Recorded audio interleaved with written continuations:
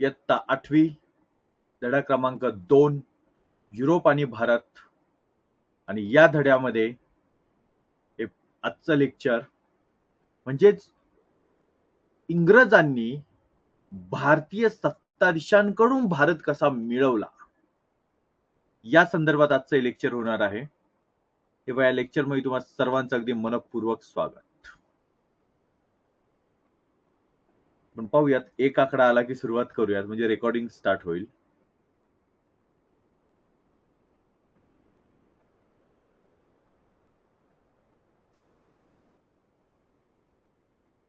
Yes,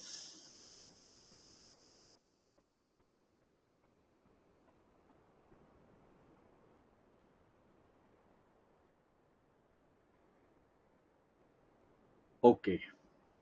साधारण 1 minute आपला गेलेला या ठिकाणी, पण हरकत नाही. म्हणजे एखादा आकडा इथे दिसला म्हणजे रेकॉर्डिंग स्टार्ट होतं, नाहीतर घेतलं लेक्चर वाया जातं.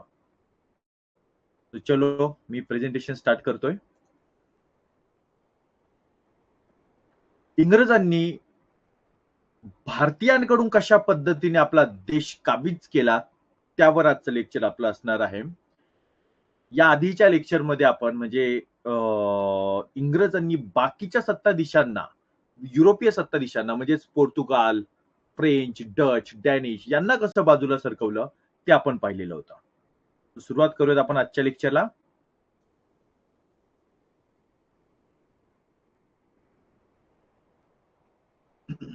यस, ही आहे पहिली संकल्पना, वसाहतवाद. मुळातच इंग्रज बाहेरून जे आले ते व्यापारासाठी आले. त्यांच्या डोक्यात तेव्हा सुरुवातीला हा विषय नव्हता. हळूहळू तो विषय आहे तो क्रिएट व्हायला सुरुवात झाली की आपल्याला जास्तीत जास्त नफा मिळवायचा आहे. म्हणजे काय करायला हवं, तर पहिल्यांदा राजाकडून परवानगी घ्यायची आणि त्यानंतर पुढे आपण त्या ठिकाणी राहायला सुरुवात करायची आणि त्यानंतरचा टप्पा म्हणजेच ते राज्य गिलंकृत करायचं. त्यातील हा एक महत्वाचा टप्पा आहे. व्यापाराला परवानगी मिळाल्यानंतर पुढची गोष्ट म्हणजेच वसाहत स्थापन करणे. एखाद्या देशातील काही लोकांनी दुसऱ्या भूप्रदेशामध्ये म्हणजे दुसऱ्या देशामध्ये जाऊन विशिष्ट भागात वस्ती तयार करणे म्हणजे स्वतः जाऊन राहणे, याला म्हणायचं वसाहती. ठीक आहे, इथपर्यंत काहीच प्रॉब्लेम नाहीये. तुम्ही कुठेही जाऊ शकता, कुठेही राहू शकता, परवानगी घेतली, व्यापार केला, इट्स ओके, काहीच प्रॉब्लेम नाही. वसाहत स्थापन करण्यात अडचण नाहीये, अडचण आहे ती वसाहतवाद. आता वाद म्हणजे काय? वाद म्हणजे भांडण नाही. उदाहरणार्थ राष्ट्रवाद. राष्ट्रवाद याचा अर्थ राष्ट्राच्या दृष्टिकोनातून सगळ्या गोष्टी होणार आहेत. तसा शब्द आहे वसाहतवाद. म्हणजे बाकी सगळं गौण असेल, फक्त वसाहतीचं हित हेच प्रथम असेल. आणि तशा पद्धतीने आपण वसाहतीकडे पाहिजे तर काय दिसतं बघा, आर्थिक दृष्ट्या बलशाली असणाऱ्या देशाने आपल्या सामर्थ्याच्या, आपल्या शक्तीच्या जोरावर एखादा भूप्रदेश व्यापणे, तो जिंकणे आणि त्या ठिकाणी स्वतःचं राजकीय वर्चस्व निर्माण करणे, म्हणजेच राजाला बाजूला करायचं आणि स्वतः त्या ठिकाणी बसायचं, याला म्हणायचं वसाहतवाद. म्हणजे राजाचा अधिकार, कदाचित तुम्ही राजाला जागेवर ठेवाल वसाहतीमध्ये, वसाहतवादात राजाला बाजूला करायचं म्हणजे पदावरून बाजूला करायचं नाही म्हणते मी. राजा जागेवर आहे, पण राजाकडे फौजदारी खटले द्यायचे, राजाकडे न्यायदानाचे खटले द्यायचे आणि आर्थिक दृष्टिकोनातून, पैशांच्या दृष्टिकोनातून जेवढे काही व्यवहार आहेत ते सगळेचे सगळे स्वतःच्या ताब्यात घ्यायचे. हा झाला वसाहतवाद. आणि अशा पद्धतीने इंग्रजांनी वसाहतवाद आपल्या भारतामध्ये रुजवला. त्यांच्यानंतर साम्राज्यवाद. साम्राज्यवादामध्ये काय येतं, तर विकसित राष्ट्राने अविकसित राष्ट्रावर, जे कोणतं असेल ते, फक्त भारत नाही, इतरही काही, तर जी कोणती अशी राष्ट्र असतील, आता भारत सुरुवातीला अगदी सोने की चिडिया वगैरे होता, पण जेव्हा हे सर्वांगीण वर्चस्व प्रस्थापित करतात, याचा अर्थ पूर्ण राज्य इंग्रजांचं, पूर्ण राज्य त्या दुसऱ्या देशाचं, आणि नवीन वसाहती स्थापन करतात, तेव्हा त्याला म्हणतात साम्राज्यवाद. स्वतःचं साम्राज्य वाढवलं जातं, असा हा साम्राज्यवाद. उदाहरण आहे आशिया खंड आणि आफ्रिका खंड, हे दोनही खंड खूप मोठा काळ इतरांचे गुलाम होते. अशा पद्धतीने इथे इंग्रजांनी स्वतःचा ध्वज भारतामध्ये फडकावला आणि आता वळूयात आपण पुढे इंग्रजांनी हा ध्वज कसा फडकावला त्याकडे. तुम्ही जो समोर नकाशा पाहताय हा नकाशा आहे साधारणपणे 1750च्या आसपासच्या काळातला. म्हणजे बघा आपल्यासाठी महत्वाचं काय काय ते मी सांगणार आहे तुम्हाला. हा जो हे जे तुम्हाला पिंक कलर दिसतोय ना हा आहे इंग्रजांचं राज्य म्हणजे इंग्रजांची ईस्ट इंडिया कंपनी. पहा ब्रिटिश ईस्ट इंडिया कंपनी इथे आहे मदुराईला, इथे आहे ओडिसा किंवा आंध्र प्रदेशचा काही भाग म्हणूयात आपण याला, आणि इथे आहे बंगाल. सुरुवात आहे बरं का, सुरुवात फक्त, पूर्ण अजून नाहीये, त्याला वेळ आहे अजून, त्याकडे आपण जाणार आहे. याशिवाय पहा मराठ्यांचं साम्राज्य म्हणजे स्वराज्य एवढं सगळं पसरलेलं आहे. इथे म्हैसूरचं राज्य म्हणजे टिपू सुलतान ते राज्य इथं आहे. इथे पहा इथे आहे अवध. अवध म्हणजेच अयोध्या, अयोध्येचं राज्य किंवा अवधचं राज्य. तिथे एक नवाब आहे त्याचं राज्य इथे चालू आहे. इथे आहे मुघलांचं राज्य म्हणजेच दिल्लीचं राज्य. हे राजपूत इथे म्हटलंय खरं पण तेव्हा मुघलांच्या अखत्यारीतच ते होते किंवा मराठ्यांच्या अखत्यारीत होते, त्यामुळे त्यांना काही फार वेगळं महत्व देण्याची सध्या आवश्यकता नाहीये तेवढ्या त्या हिशोबाने, ज्या काळाचा आपण विचार करतोय त्या काळाच्या हिशोबाने. तर मध्ययुगातला काळ आपण पाहत असतो म्हणजे इयत्ता 7वीचा सिलेबस, तर नक्कीच आपण तिथे राजपुतांचं वेगळं महत्व आहे ते स्पष्ट केलं असतं. या ठिकाणी मात्र ते त्यांच्या अखत्यारीत आहेत. इथे सिंधचा प्रांत, इथे आहे शिखांचा प्रांत म्हणजेच महाराजा रणजित सिंह यांचा प्रांत. इकडे अफगाणिस्तान, हे पहा काश्मीर एक छोटासा भाग.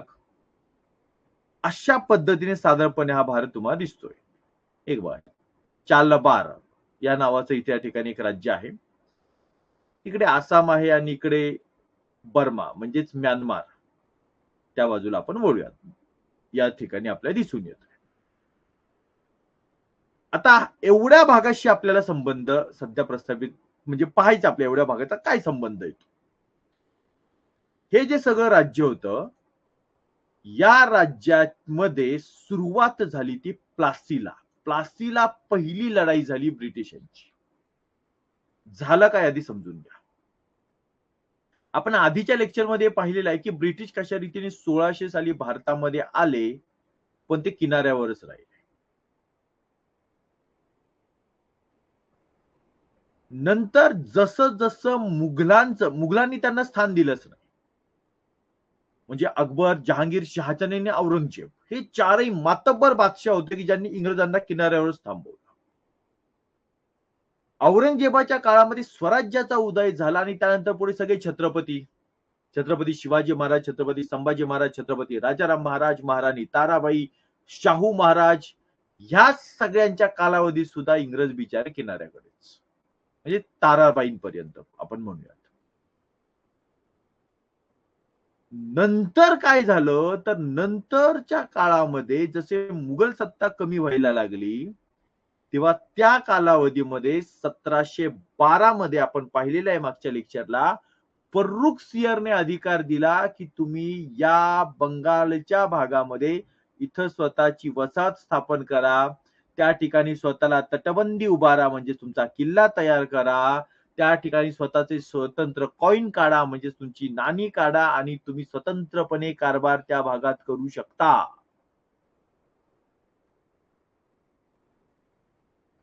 हे झालं 1712 मध्ये. पुढे फर्रुख सियर लगेच मरून नाही पावलं. 1713 मध्ये काहीतरी निधन आहे त्याचं. नंतर तो काळ संपला. या गोष्टीला साधारण 30-40 वर्ष उलटली आणि त्यानंतर पुढे मुघलांची सत्ता कमी होत गेली आणि इथे नवीन सत्ता आली आणि या सत्तेमध्ये इथे होता सिराज उद्दौला. आता सिराज उद्दौला बंगालचा राजा झाला. त्याने मुद्दा मांडला की हे माझं राज्य आहे, हा माझा देश आहे आणि या ठिकाणी मी इंग्रजांना कोणत्याही पद्धतीने स्वतःची स्वतंत्र अशी ओळख निर्माण होईल अशा पद्धतीचं काम करू देणार नाही. तटबंदी बांधणं बंद करा. इंग्रज म्हणाले अरे तू आत्ता राजा झालाय, आम्हाला ही तटबंदी बांधायचा अधिकार खूप जुना आहे. तू 1756 मध्ये राजा होतोय, 1712 मध्ये आम्हाला अधिकार मिळालेला आहे. म्हणजे आजपासून साधारण 44 वर्षांपूर्वी. त्यावर सिराज उद्दौलाने उत्तर दिलं, जरी तुम्हाला जुना अधिकार मिळाला असता तरी तो मुघलांनी दिलेला आहे. सध्या इथे मुघलांचं राज्य नाहीये, इथे माझं राज्य आहे आणि त्यामुळे मी म्हणेल तसंच करावं लागेल. या ठिकाणी वादावादी झाली आणि या वादावादीमध्ये सिराज उद्दौलाने हल्ला केला आणि या ठिकाणी हल्ल्याच्या नंतर काही इंग्रजांना एका खोलीमध्ये डांबलं, काय एका गाडीमध्ये डांबलं, घेऊन गेले आणि त्यामुळे त्यांचं निधन झालं. त्यामुळे या बाजूला असणारा एक मातब्बर अशा पद्धतीचा इंग्रज, त्याला बोलावण्यात आलं बंगालच्या मदतीला आणि त्याचं नाव होतं रॉबर्ट क्लाइव्ह. आता बंगालचा नवाब सिराज उद्दौला आणि इंग्रजांचं नेतृत्व रॉबर्ट क्लाइव्ह यांच्यामध्ये लढाई झाली. ही जी लढाई झाली, ही लढाई झाली 1757 मध्ये प्लासी या ठिकाणी. आता ही जी लढाई आहे ती कशी आहे ते आपण पाहणार आहे, पण ती थोडी पेंटच्या माध्यमातून पाहणार आहे. बघा, येस, मी पेंटच्या पेजकडे येतो.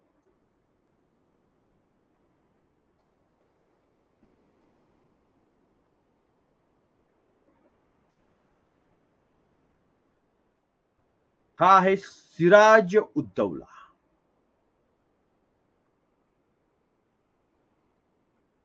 त्याचा जो सेनापती होता त्याचं नाव होतं मीर जाफर.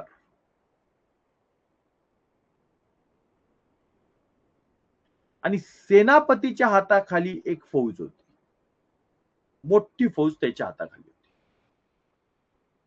हे गेले एका दिशेने लढण्यासाठी. दुसऱ्या बाजूला होता इथे रॉबर्ट क्लाइव्ह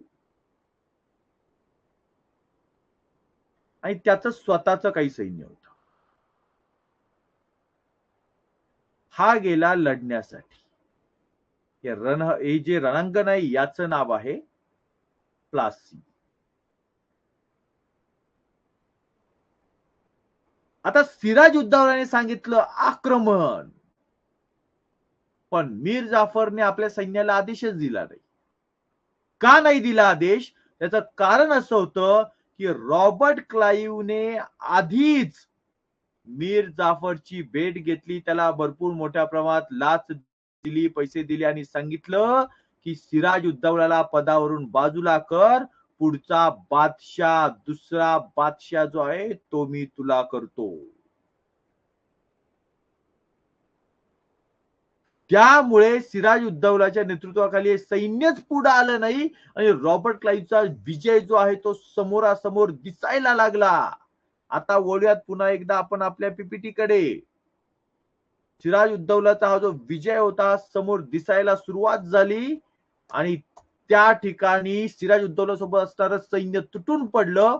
पण इंग्रजांच्या सैन्याने अशा पद्धतीने सिराज उद्दौलाच्या थोड्याफार असणाऱ्या सैन्यावर हल्ला केला की 500 लोक मारली गेली आणि या लढाईमध्ये इंग्रजांचा विजय झाला आणि या विजयासोबत इंग्रजांचा पाया भारतामध्ये रोवला गेला, बंगालमध्ये रोवला गेला. मग मीर जाफर आला रॉबर्ट क्लाइव्ह कडे, खुश झालेला आणि खुश होऊन त्याने काहीतरी एक मोठी भेट रॉबर्ट क्लाइव्हला देऊन टाकली. आता रॉबर्ट क्लाइव्ह जो होता हा एकदम गरीब घरातला, मूळचा इंग्लंडचा, गरीब घरातला. तो एक कारकून म्हणून, क्लार्क म्हणून तो भारतामध्ये आला, पण त्याचं टेक्निक अशा पद्धतीचं होतं, इतकं जबरदस्त होतं की इंग्रजांनी त्याला आपलं नेतृत्व दिलं आणि त्याने ते नेतृत्व सिद्ध करून दाखवलं की ज्यामुळे रॉबर्ट क्लाइव्ह मारला गेला, आपला सिराज उद्दौला मारला गेला, तो बाजूला झाला आणि त्यानंतर मीर जाफर हा गादीवर बसला. बरं, रॉबर्ट क्लाइव्ह अतिशय गरीब आणि त्याला दिसायला लागली एकदम धनदौलत, संपत्ती, आता आपल्याला पैसा मिळवायचा अधिकार आहे, कारण आपण एवढा मोठा विजय मिळवून दिलेला आहे. आणि त्याने सांगितलं की मी डायरेक्टली तुझ्याकडून पैसे घेऊ शकत नाही, पण मला मीर जाफरने मोठ्या प्रमाणामध्ये भेटवस्तू दिल्या पाहिजेत, गिफ्ट दिले पाहिजे.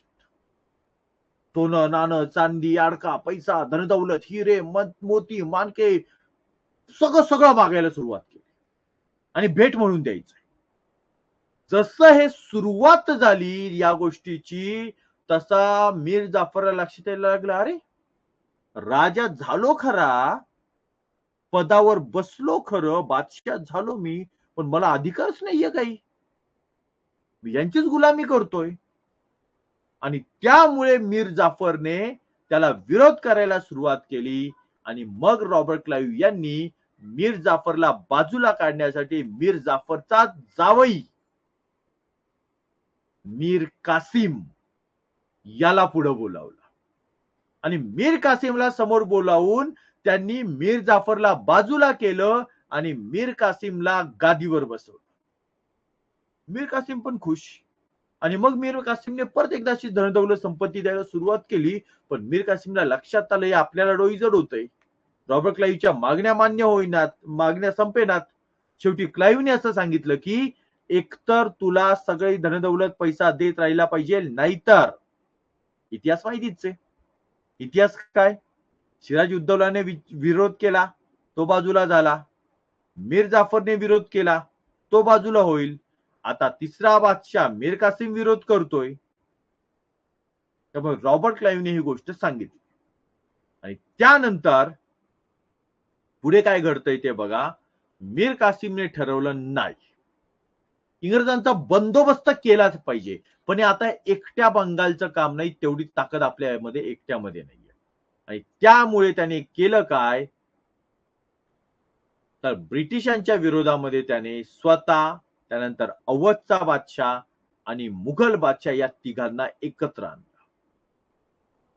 आणि या तिघांच्या सोबत लढाईसाठी हे उतरले. म्हणजे बंगालचा बादशाह मीर कासिम, अयोध्या म्हणजेच अवध, तिथला राजा होता तो म्हणजेच नवाब होता तो शुजा उद्दौला आणि मुघल बादशाह होता शाह आलम. हे तिघ जण एकत्र आले आणि या तिघांनी मिळून बक्सारला 1664 मध्ये लढाई केली.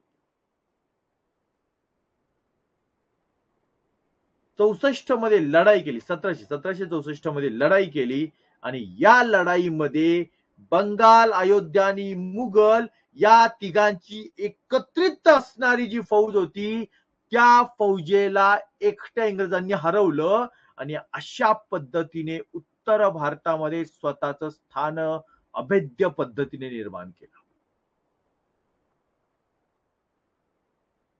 आणि त्यावेळी झाला अलाहाबादचा तह आणि यानुसार बंगालमधील महसूल गोळा करण्याचा, म्हणजे टॅक्स गोळा करण्याचा, पैसे गोळा करण्याचा तो अधिकार ब्रिटिश ईस्ट इंडिया कंपनीला मिळाला. इथपर्यंत झाल्याच्या नंतर आता पुढे पाहूयात काय होतंय ते. म्हणजे आता बघा, उत्तर हिंदुस्थान त्यांनी जिंकलेलं आहे. आता यांचं लक्ष वळालं ते म्हणजेच म्हैसूरकडे. म्हैसूर, आता म्हैसूरचं जे राज्य होतं, इथला राजा होता हैदर अली. मुळात झालं काय बघा, विजयनगरचं जे राज्य होतं कृष्णदेवरायांचं, ते राज्य नष्ट झाल्याच्या नंतर पुढे त्या ठिकाणी वाडियार घराण्याची सत्ता आली आणि वाडियार घराण्याचे 2 सेनापती होते. या 2 सेनापतींपैकी एकाचं नाव होतं नंदराज आणि दुसऱ्याचं नाव होतं दलवाई. त्यांच्या हाताखाली हा हैदर अली एक सरदार होता. पण हैदर अली ज्या पद्धतीने काम करतोय ते पाहता यांना लक्षात आलं की हा विश्वासार्हतेचा माणूस आहे आणि नंदलाल आणि नंदराज आणि दलवाई यांनी या हैदर अलीला एका शस्त्र, म्हणजे त्यांचा जिथं शस्त्रसाठा होता त्याचा प्रमुख केला. जसा हा शस्त्रसाठा ताब्यात आला, हैदर अलीने विरोध केला. हैदर अलीने नंदराज आणि दलवाई या दोघांनाही ठार मारलं, वाडियार राज्य बाजूला सरकवलं आणि अख्खच्या अख्ख स्वतःचं म्हैसूर राज्य स्थापन केलं. हे राज्य स्थापन केल्याच्या नंतर त्याच काळामध्ये थोडासा काळ गेला मध्ये साधारण त्याच काळामध्ये इंग्रजांनी आपला राज्य विस्तार करायला सुरुवात केलेली होती. आणि मग 1767 साली त्यांनी पहिल्यांदा इथे लढाई केली हैदर अलीच्या विरोधात. नंतर 1780 ते 84 हा दुसरा कालखंड होता लढाईचा. आणि त्यानंतर पुढे हैदर अलीचा मृत्यू झाला, तो मरण पावला. हैदर अली जो आहे त्याचा मृत्यू झाल्यानंतर, तो मरण पावल्याच्या नंतर त्याचा मुलगा गादीवर बसला, टिपू सुलतान. आता इंग्रजांना काही करून हे राज्य जिंकायचं होतं हे तर कन्फर्म होतं. त्यामुळे त्यांनी केलं काय, तर त्यांनी म्हैसूरच्या विरोधामध्ये इंग्रजांनी मोठी आघाडी उघडली. तर हैदर अलीचा मुलगा होता, राजाने आपल्या मुलाला चांगला मातब्बर बादशाह होईल अशी शिकवण दिलेली होती. आणि याच्याशिवाय स्वतः टिपू सुलतान एक मोठा संघर्षमय योद्धा होता, मोठा संघर्ष करू शकेल असा योद्धा होता. यांनी केलं काय बघा, इंग्रजांनी टिपूच्या विरोधामध्ये 1790 ते 92 या कालावधीमध्ये एक मोठी आघाडी उभारली. त्यामध्ये स्वतः इंग्रज, म्हणजे दिसतोय ना हा पिंक कलरचा वाघ, तो. त्यानंतर हैदराबादचा निजाम, आणि त्यानंतर सावध व्हा बरं का, नीट लक्ष द्या, जो त्यांचा इंग्रजांचा तिसरा साथीदार होता, ते राज्य, स्वराज्य. 1790-92 कालावधीमध्ये इंग्रज, निजाम आणि स्वराज्य या तिघांनी मिळून म्हैसूरवर हल्ला केला.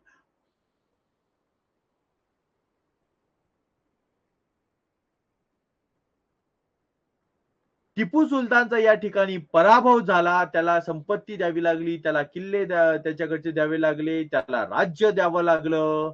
इतकंच काय, तर त्याची मोठ्या प्रमाणात मानहानी झाली. पण लक्षात घ्या, इथे एक दुसरी गोष्ट मला तुम्हाला सांगायची.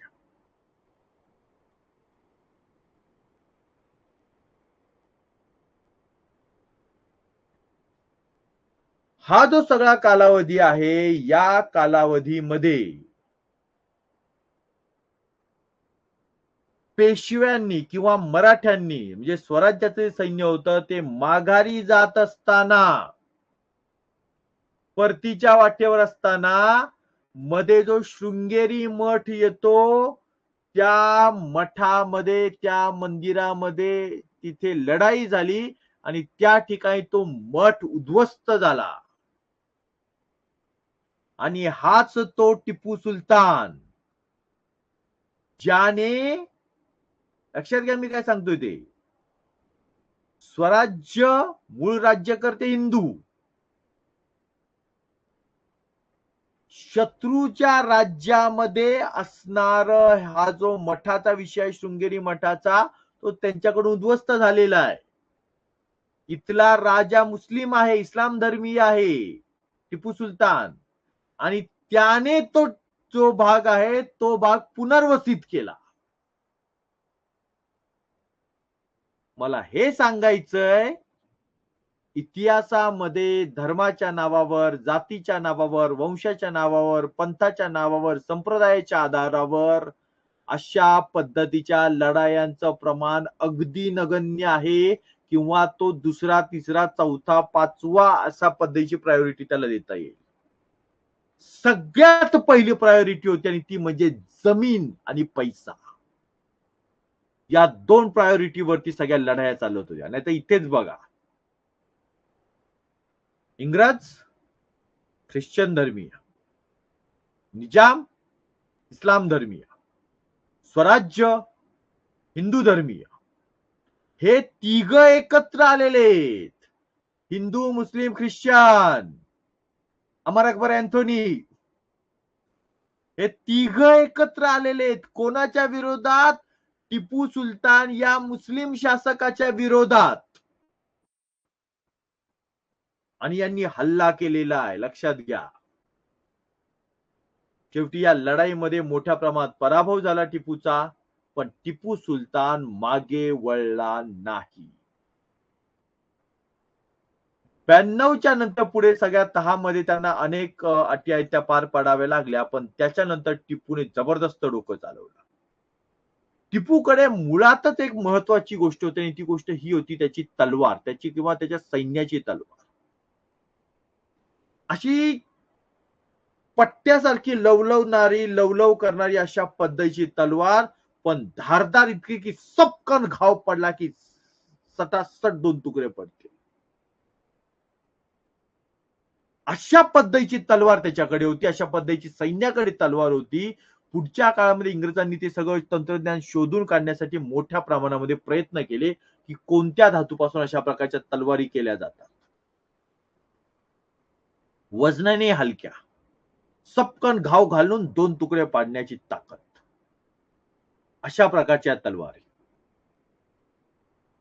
हे टिपू सुलतानने केलं.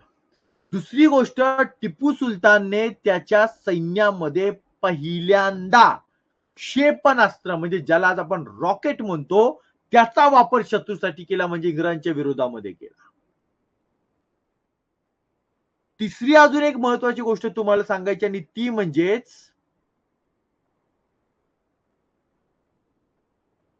हे सगळं करत असताना टिपूने एक लाकडी खेळणं तयार केलं होतं.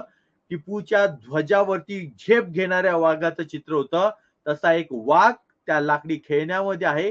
त्याला चावी दिली की ते खेळणं आहे ते पुढे यायचं. म्हणजे पुढे येऊन समोरचा जो कोणता प्राणी आहे त्याची इथे मानेला, प्राणी जो म्हणजे जो काही इंग्रज आहे त्याच्या मानेला पकडायचा आणि तो माघारी जायचा, म्हणजे मारायचा. अशा पद्धतीचं लाकडी खेळणं टिपूने तयार केलं होतं. त्यांनी नाही, त्याच्या कारागिरांनी, त्याच्या राज्यात तयार झालं.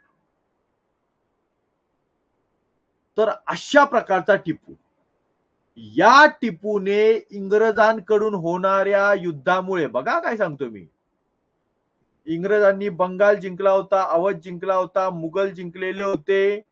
याशिवाय दक्षिण इथे जे पेशव्यांचं राज्य आहे किंवा मराठ्याचं स्वराज्य आहे, हे जे स्वराज्य आहे या स्वराज्यासोबत त्यांनी तात्पुरत्या स्वरूपात मैत्री दाखवलेली आहे. हैदराबादचा निजाम जो आहे त्याने त्याची मदत घेतलेली आहे आणि अशा पद्धतीने टिपू सुलतानचं मैसूर राज्य संपवायला ते निघालेले. मग टिपूने विचार केला, जर निजाम, मराठे, मुघल, त्यानंतर अवध, बंगाल, इंग्रज सगळे एकत्र आले तर आपण एकटे लढाई करू शकणार नाही. मग या इंग्रजांचा सर्वात मोठा शत्रू कोण? तर या इंग्रजांचा सर्वात मोठा शत्रू म्हणजे फ्रेंच. देशी जवळ आहेत युरोपमध्ये. तर त्या फ्रान्सचा एक खूप मातब्बर अशा पद्धतीचा मोठा अशा पद्धतीचा एक नेता होता. त्याचं नाव होतं नेपोलियन बोनापार्ट.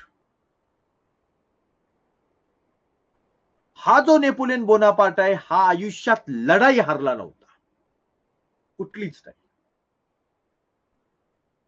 याने ज्यावेळी रशियावर हल्ला केला, एकमेव हरलेली लढाई रशियाची लढाई, याने ज्यावेळी रशियावर हल्ला केला त्यावेळी 1000 वर्षात बदललं गेलं नाही अशा पद्धतीने वातावरण बदललं गेलं आणि त्या बदलत्या वातावरणामुळे नेपोलियनचा पराभव झाला. तर टिपू सुलतानने काय केलं, या नेपोलियनला बोलावून पाठवलं, ये बाबा आमच्या मदतीसाठी ये. इंग्रजांच्या विरोधात फ्रान्सची सत्ता घेऊन ये. आणि त्यानंतर पुढे चौथी लढाई झाली. त्यामध्ये बघा बंगाल, अवध आणि मुघल हे तर आधीपासूनच आपल्या ताब्यात आहे. हैदराबादचं जे संस्थान होतं या संस्थानामध्ये या बादशाने तैनाती फौजेचा स्वीकार केला. म्हणजे तैनाती फौज म्हणजे काय बघा, त्यांनी काय केलं तर तैनाती फौजेमध्ये तैनात, थांबा एक मिनिट मी पेंट मध्ये जातो.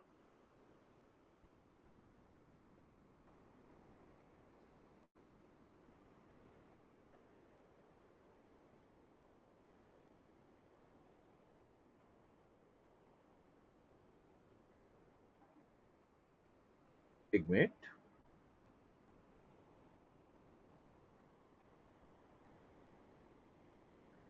त्यांनी तैनाती फौजेचा स्वीकार केलाय. तैनाती फौज म्हणजे काय, तर उदाहरण बघा. समजा हे एक राज्य आहे. एक विशिष्ट आकार घेऊयात. समजा हे एक राज्य आहे. तर या राज्यामध्ये इंग्रजांची जर तैनाती फौज आली तर त्याचा अर्थ असा होतो की त्या राज्यामध्ये जो काही सगळा भाग आहे त्या संपूर्ण भागामध्ये काही प्रमाणात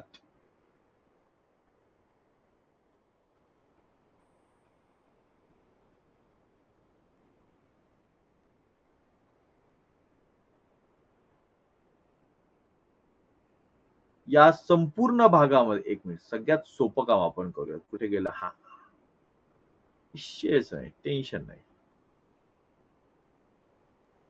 काही प्रमाणात तो सगळा भाग आहे त्या राज्याचा तो त्या भागाचा खूप मोठा भाग जो असेल म्हणजे त्याचा जो काही भाग जो आहे तो एकतर आपल्याला द्यावा लागेल. आता हा इंग्रजांना का पाहिजे भाग, तर त्याच्या मागचं कारण असं होतं की पहिली गोष्ट म्हणजेच इंग्रजांचं सैन्य हे त्या राज्यामध्ये राहील, त्या देशाच्या सैन्याची कपात करावी लागेल, ते कमी करावं लागेल. दुसरी गोष्ट, या सैन्याचा जो काही खर्च असेल त्याच्यासाठी एकतर पैसा किंवा अशा प्रकारे जमीन जी आहे ती इंग्रजांना द्यावी लागेल.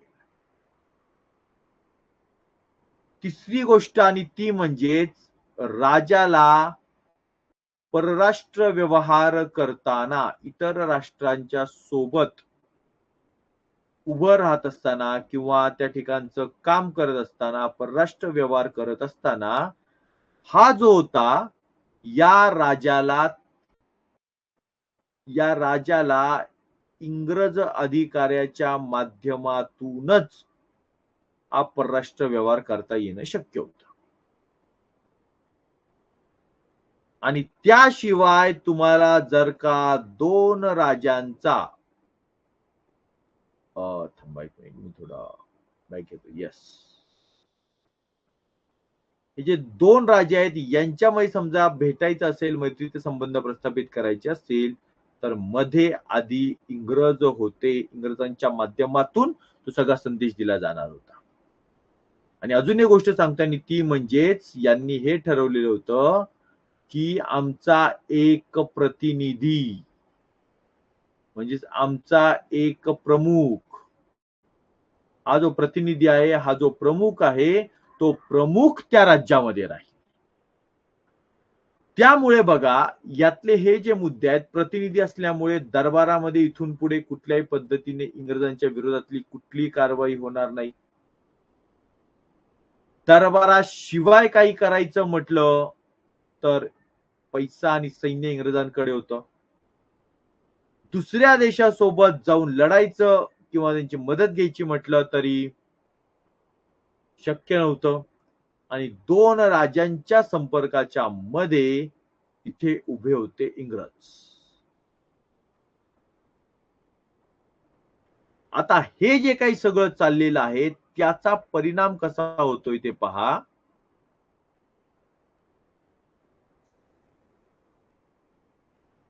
त्याचा परिणाम म्हणजे एक महत्वाचा मुद्दा आहे तो राहिलेला होता आपल्या की श्रीरंगपट्टणम 1799 मध्ये त्या ठिकाणी टिपू सुलतानचं निधन झालं, तो मृत्यू पावलेला आहे. आणि अशा पद्धतीने मैसूरचा भाग सुद्धा इंग्रजांना मिळाला.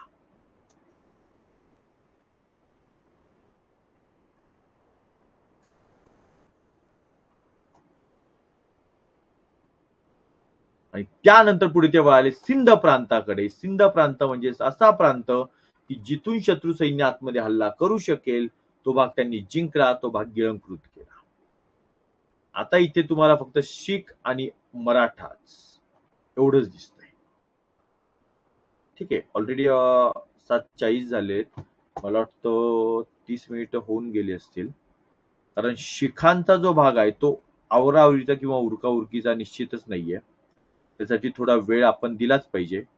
सो आपण हे जे लेक्चर आहे उरलेलं ते आपण पुढच्या तासाला घेऊया. ठीक आहे. कसली जाहिरात आहे? हा, काही बोलायचं असेल, विचारायचं असेल तर तुम्ही बोलू शकता, विचारू शकता, अडचणी सांगू शकता. येस. हा, शिकांत जो राजा होता त्याचं नाव होतं रणजित सिंह आणि त्याच्या एका डोळ्याला प्रॉब्लेम होता. बघा माझ्या पण डोळ्याला प्रॉब्लेम आहे. इथं लाल दिसतो, इथं पांढरा दिसतो. काही नाही, येता येता किडा झालेला होता, डोळ्याला लागला. बाकी काही नाही. पण रणजित सिंहाची आठवण झाली म्हणून म्हटलं की त्याच्या डोळ्याला प्रॉब्लेम होता. प्रश्न पाहूयात. Vijay Lavade. Okay okay okay. अविकसित राष्ट्र म्हणजे काय? अविकसित याचा अर्थ असा हर्ष की ज्या राष्ट्रामध्ये लोकांच्या प्राथमिक गरजा ज्या आहेत त्या पूर्ण होत नाहीत. म्हणजे जिथं अन्न मिळत नाही, वस्त्र अंगावर घालायला कपडे मिळत नाही, निवारा म्हणजे चांगली निवाऱ्याची, चांगली राहण्याची, घराची सोय होत नाही, असं राष्ट्र जे आहे त्याला अविकसित म्हटलं जातं. इथल्या लोकांना किमान खायला सुद्धा दिलं जाऊ शकत नाही देशाकडून. त्यामुळे ते अविकसित आहे. येस. अजून काही कुणाला विचारायचंय, बोलायचंय, सांगायचंय?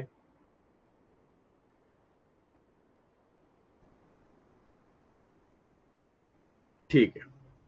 हरकत नाही. शिखांचं राज्य आणि त्याचसोबत कोहिनूरचा इतिहास यावरचं लेक्चर आपण उद्या घेऊयात. ओके. काही शंका नाही असं दिसतंय. चलो ठीक आहे, ठीक आहे, ठीक आहे. सार्थक प्रेझेंट, भाग्येश प्रेझेंट, व्यास प्रेझेंट. Okay okay. ठीक आहे. तर पुढचे लेक्चर कधी असेल? श्रेयस आपण घेणार आहे जरा रेग्युलर लेक्चर घेणार आहे आपण. रेग्युलर म्हणजे आता हे शेवटच पुढचं असेल तुमचं, कारण सलग घेतलेत बघा तुमची मी. दुसरा धडा आहे तो पूर्ण केला. मला वाटतं हा सलग काहीतरी 4था किंवा 5वा 4 किंवा 5 लेक्चर होत आहेत सलग. हे 4थं लेक्चर झालं. 5 लेक्चर मध्ये धडा पूर्ण होतोय. ठीक आहे. शक्यतो आपण उद्याच घेऊयात लेक्चर. कारण आता थोड्या तुमच्या परीक्षा पण जवळ आल्या आहेत ना. त्यामुळे जास्तीत जास्त पूर्ण करण्याचा माझाही प्रयत्न राहील. चालेल. ठीक आहे. चलो. थांबू मग? येस. साधारण अर्धा तास 37-35 मिनिटं वगैरे पुरेशी आहेत. खूप झालं ना, की तो जो विषय आहे, तो जेवढ्या डीपमध्ये जाऊन तुमच्यापर्यंत पोहोचवायचा आहे ना, तो पोहोचवायला थोडी अडचण येते. म्हणजे तुम्हालाही समजून घ्यायला अडचण येणार. कारण तुमचं वय कमी आहे. त्यामुळे. ठीक आहे. चलो. Bye bye.